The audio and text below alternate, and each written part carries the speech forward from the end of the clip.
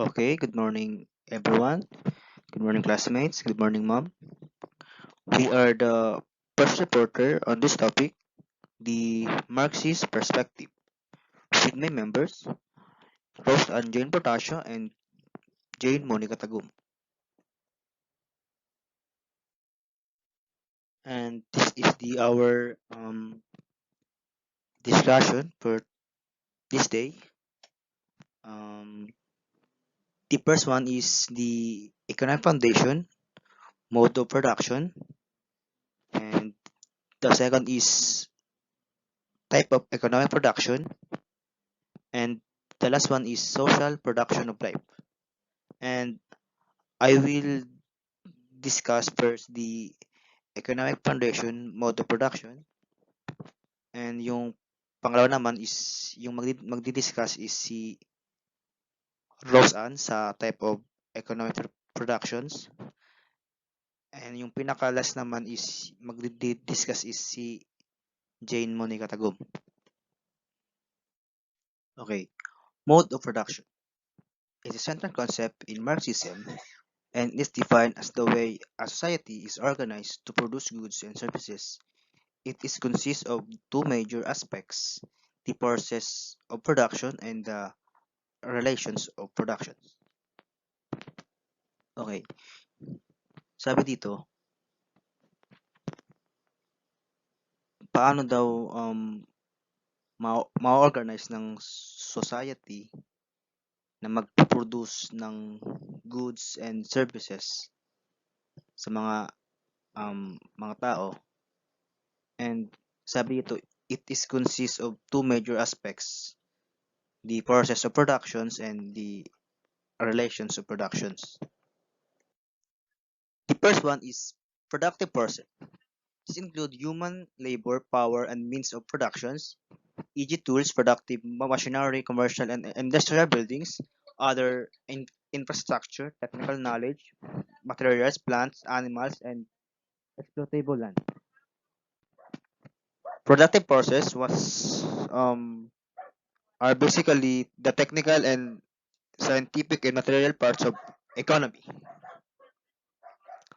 for tools, buildings, material resources, technology, and human labor that makes them go.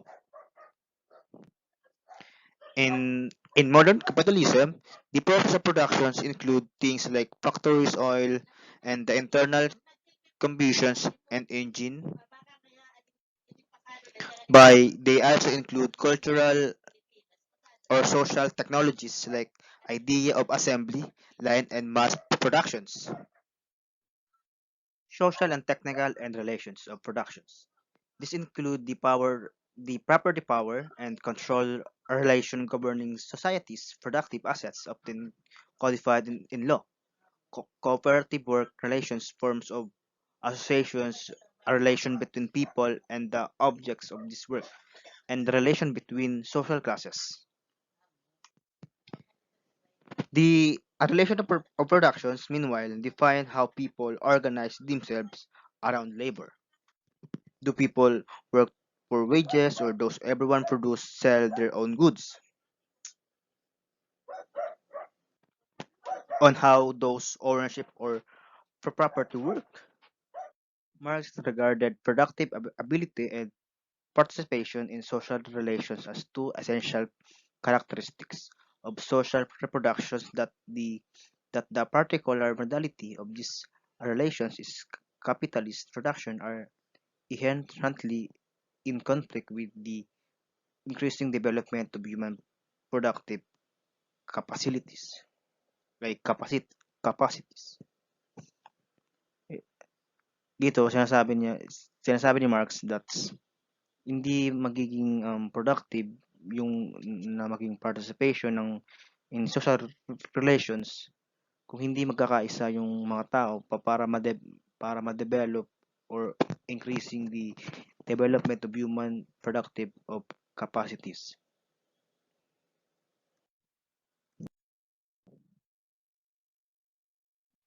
As a precursor of this concept was Adam Smith's concept of mode of subsistence, which delineated the progression of society types of based on the way which society's members provide for their basic needs, like building on the first stage theory of human development of the Scottish Enlightenment, hunting, pastoral, agricultural, commercial, social societies, each with its own social cultural characteristics. Marx articulated the concept of mode of production. The mode of production is material life for determines the general character of the social, political, and spiritual processes of life. And also, Marx considered that the way people relate of the physical world, and that way people relate to each other socially are bound up together specific necessary ways men who produce cloth linens link also produce the social relations amid which the prepare cloth and linen people must consume to survive. But to consume, they must produce, and in producing, they necessarily enter into relations which is exists and identically independently of their will. For Marx, the world secrets why how social order exists in the causes of social change must be discovered in the specific mode of productions that the society has. He further argued that the mode of productions substantially shape the nature of the mode of distributions to mode of calculations and the mode of consumptions of all of which constitute the economic sphere to understand the way with wealth was distributed. Consume it was necessary to understand the condition under which it was.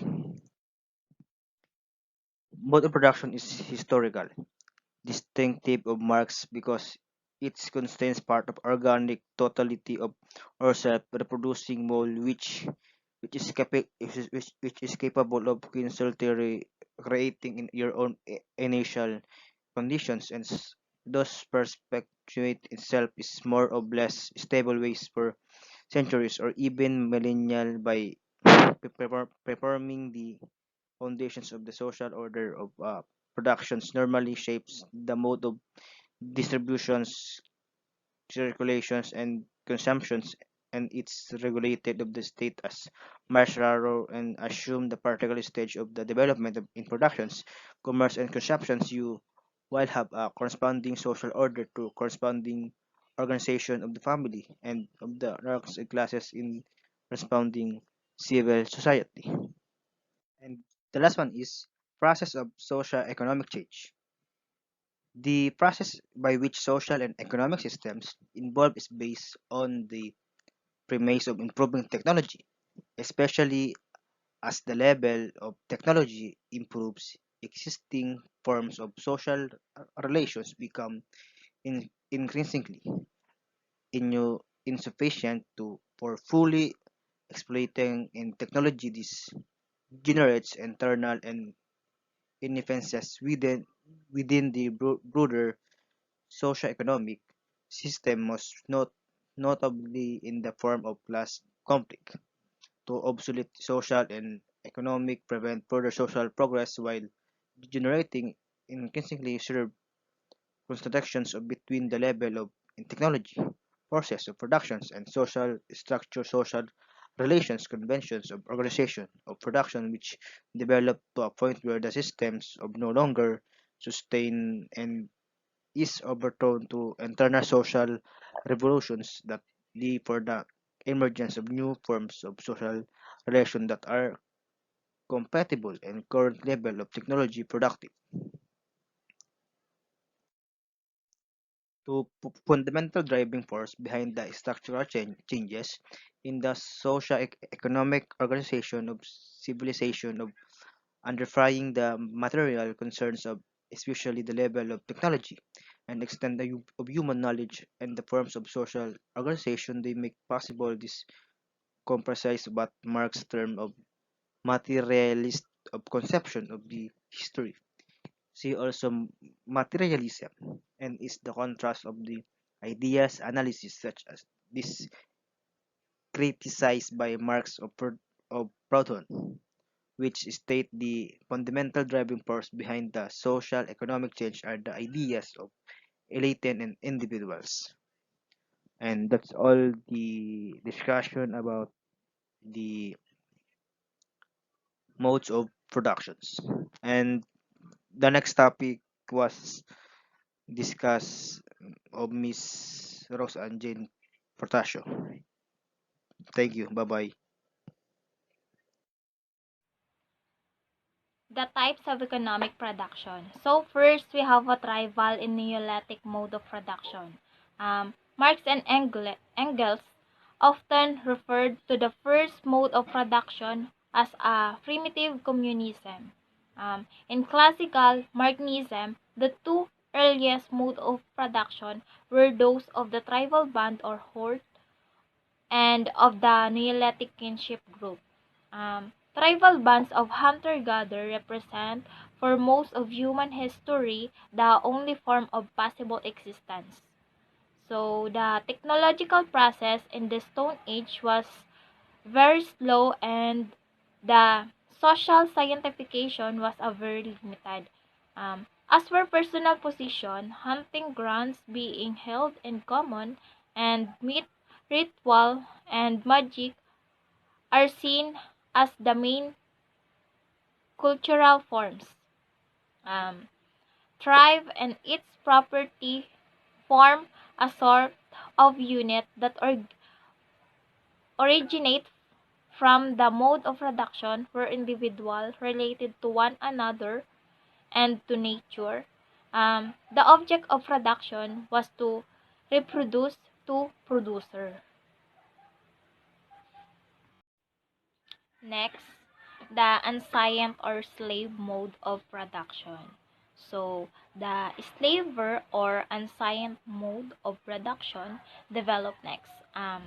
Often typified in Greek and Roman city state. Um, Coinage, affordable iron tools, and an alphabet helped bring about this division of labor. Um, an aristocratic class enslaved workers to manage their businesses while they live lives of leisure. So, it refers to the form which precede capitalist production. And some of these terms, labor is seen as the foundation of the productive system. The relation of master to slave is considered as the very in- essence of slavery. Um, Classical Greek and Roman society are the most typical example of the antiquic mode of production. The forces of production associated with this mode include advance, the two field, ito yung agriculture and the extensive use of animals in agriculture industry, um, and advanced trade networks. Um, it is differentiate from the Asiatic mode in the property form include the direct position of individual human being. The anxiety mode of production is also distinguished by the way the ruling class usually avoid the more outlandish claim of being the direct incarnation of God and prefer to be the descendant of God or seek other justification for its rule, including varying degree of popular participation and politics.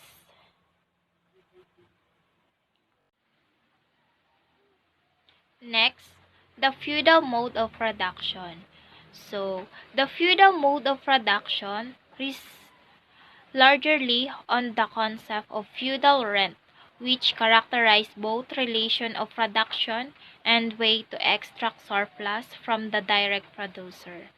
The feudal rent requires the existence of large agricultural productive units by a landlord who, through coercive means, is able to force peasants to pay a rent in the form of labor. Um, Produce or monetary tributes and enhance peasants live in village are allowed to possess a small individual land holding and to access forests and pastures as common land. Surplus extracted as feudal rent reveals a relation of personal subordination between the peasant and the landlord, which is confirmed by the fact that the landlord is the supreme political authority over the geographical unit that contains the many pleasant plots and common land. The old Roman Empire had fallen and authority become more lo- localized. A merchant class developed during this period. So, through serfs who were tied to a place of property through servitude were essentially enslaved as they had no income and no ability for upward mobility. So next, the capitalism.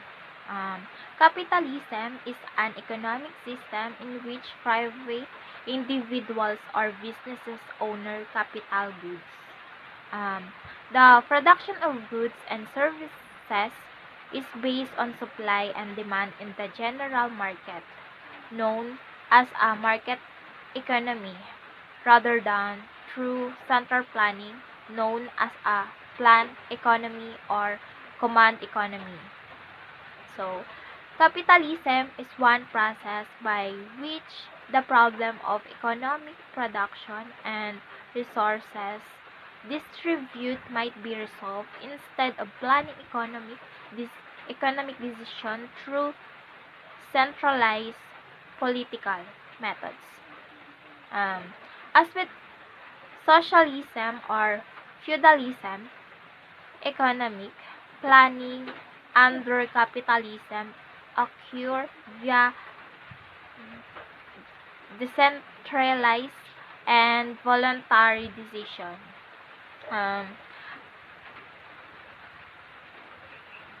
Capitalism is an economic system characterized by private ownership of the means of production, especially in the individual sector.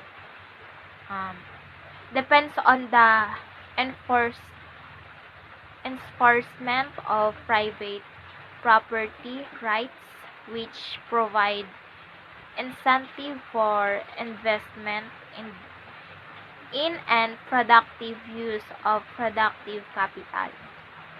Um, Capitalism also developed historical out of previous system of feudalism and mercantilism in Europe and dramatically expanded industrialization and the large-scale availability of mass market consumer goods. Um, Pure capitalism can be contrasted with pure socialism, means of production of collective of state and mixed economies on a continue between pure capitalism and pure socialism. Um, the real world practice of capitalism typically involves some degree of crony capitalism due to the due to demand from business for, for favorable government intervention and government's incentive to intervene in the economy.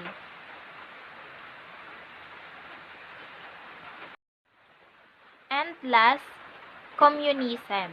So, communism is the final mode of production, anticipated to arise inevitably from socialism due to historical forces.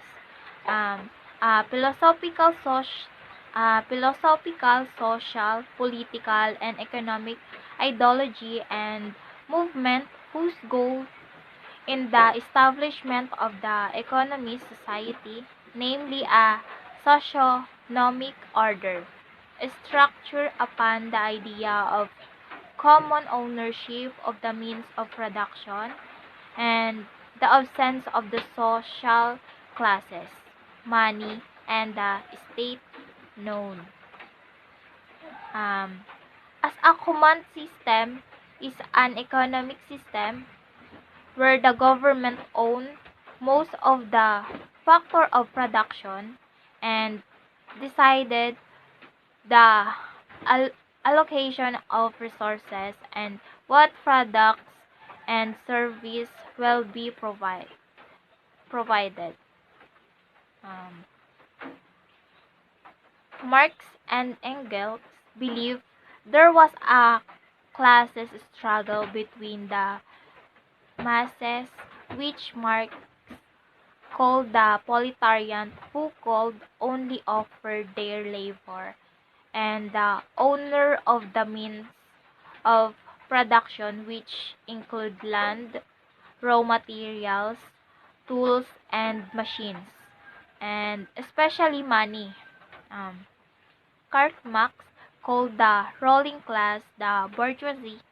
He believed that a, polit- a political revolution was essential because the state was a central instrument of capitalist society, and since the bourgeoisie had a struggle hold on the government, it would be necessary to use force and violence to overthrow the capitalists.